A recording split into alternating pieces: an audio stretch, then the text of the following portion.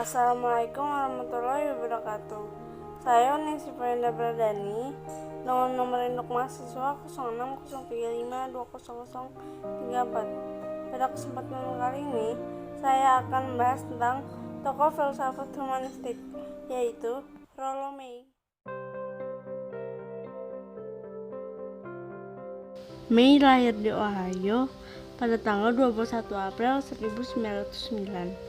Ia mengalami masa kecil yang sulit ketika orang tuanya bercerai dan saudara perempuannya didiagnosis skizofrenia. Karir pendidikannya membawanya ke Michigan State University, di mana dia mengejar jurusan bahasa Inggris, tetapi dikeluarkan karena keterlibatannya dalam majalah mahasiswa radikal. Setelah diminta pergi, dia kuliah di Oberlin College dan menerima gelar sarjana bahasa Inggris. Dia kemudian menghabiskan 3 tahun mengajar di Yunani di Anatolia College. Dia didiagnosis menderita tuberkulosis pada tahun 1942 dan menghabiskan 18 bulan di sanatorium. Dia menghadiri Union Theological Seminary untuk Widi pada tahun 1938 dan akhirnya ke Teacher College, Universitas Columbia, untuk PhD dalam psikologi klinis pada tahun 1949. Karya Rollo May yang pertama adalah The Art of Counseling. Buku ini digunakan untuk berbicara tentang pengalaman konselingnya. Beberapa topik yang dibahas adalah empati, agama, masalah kepribadian, dan kesehatan mental.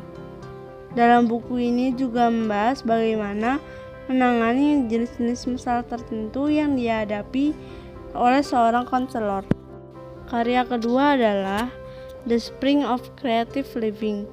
Di sini, May menyajikan teori kepribadian yang dipengaruhi oleh kritik terhadap karya orang lain, termasuk Freud dan Adler, yang mengklaim bahwa kepribadian lebih dalam daripada yang mereka sajikan.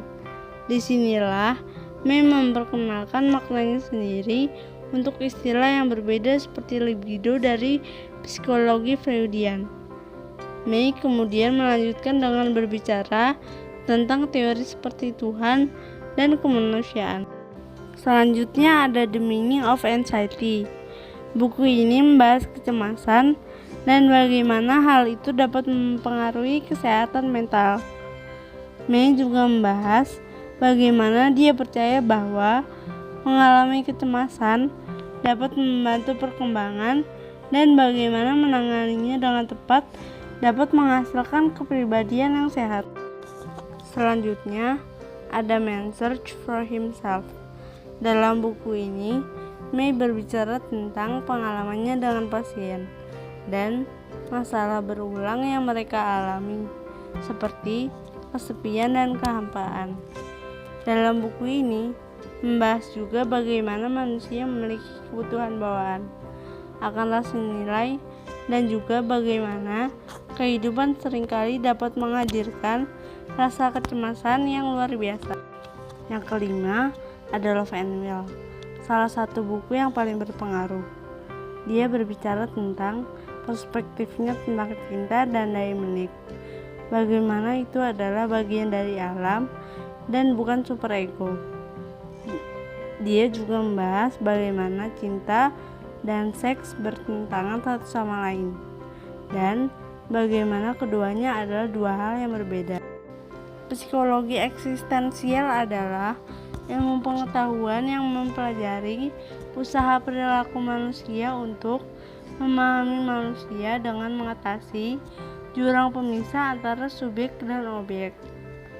Konsep kepribadian psikologi eksistensial Rollo May terbagi menjadi 3 bagian, yaitu Umwelt atau lingkungan sekitar, Minwelt atau hubungan kita dengan orang lain, dan Eigenwelt mengacu kepada hubungan seseorang dengan dirinya sendiri.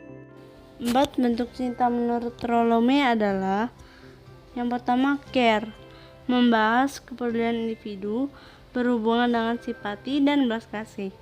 Kedua, ada seks. Keinginan untuk memberikan anak adalah keinginan individu untuk bertahan hidup.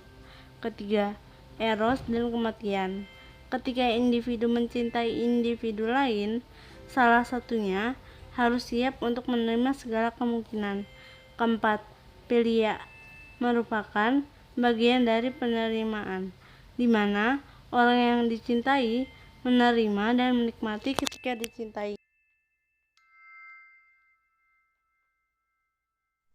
Sekian yang dapat saya sampaikan.